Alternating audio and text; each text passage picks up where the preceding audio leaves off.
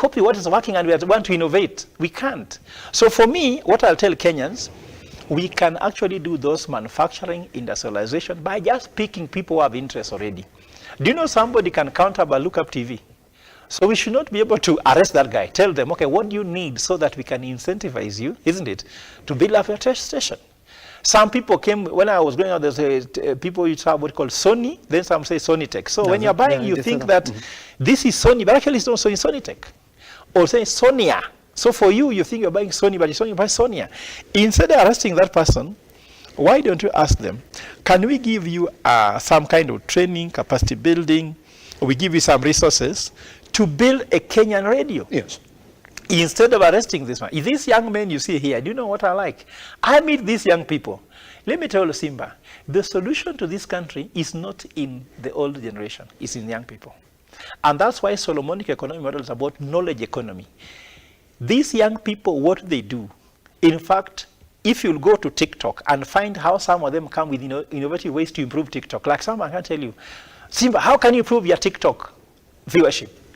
You know, that person, when I wonder, if you can just create an innovation hub for these young people, these people can take country to the next level. Silicon Valley, the Silicon Valley that we have a what? We have now Silicon Savannah, which will be Konza Technopolis.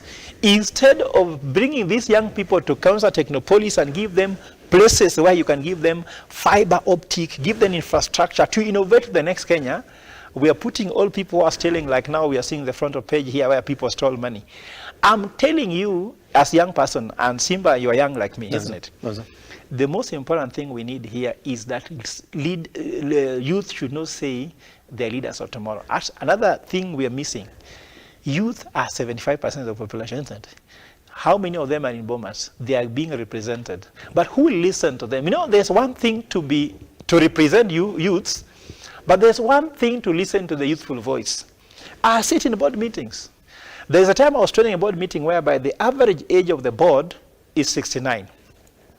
Then they have said they want a young person in the board. Then asking, excuse me, you people, forget about being a young person in the board. Can you listen to a young person and take their advice to grow?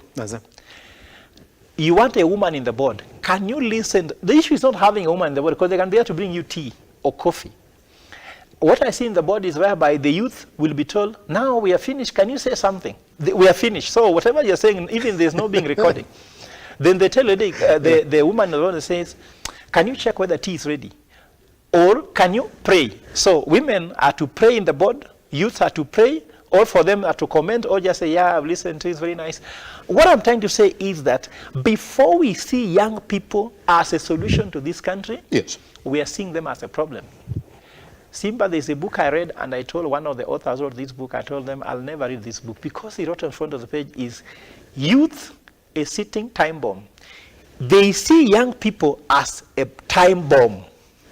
The president of this country, in fact, in spite of him talking about hustlers, he sees young people as a problem. And don't tell me I'm wrong. The stats are clear. How many prisons is the president constructing? He's constructing some of the largest prisons investment in the history of this country, isn't it? You know that. Who should go to prison? These young people. If you see youth as a problem, you hire more police, yes, and build more prison. But why don't you take them to Silicon Savannah in Konza Technopolis instead of take them to jail?